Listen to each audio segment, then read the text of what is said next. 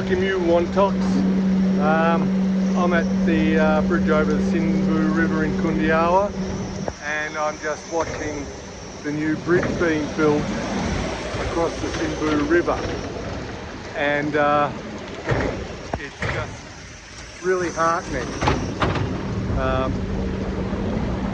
This whole area has needed a lot of infrastructure for a long time, and there's a Chinese company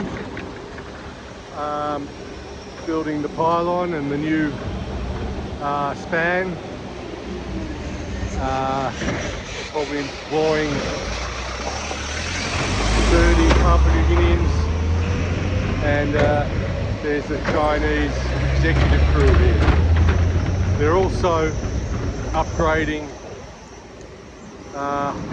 most of the Highlands Highway, which is the main arterial in Papua New Guinea, from the Highlands, where most of the agriculture, mining and industry is, down to Lay, through Goroka, Kundiawa, Mount Hagen, Mendi, Porgera, Wabag, to Mount Wilhelm.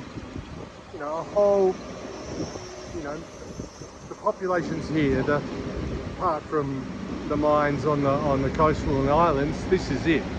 And it's taken a huge cost on vehicles, with the roads just, you know, battering the shit out of them.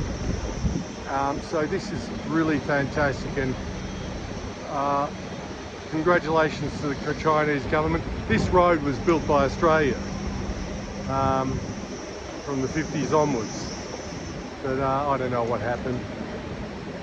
I think Australia's too busy making defence agreements with people and boomerang grants or whatever, rather than real structural improvements.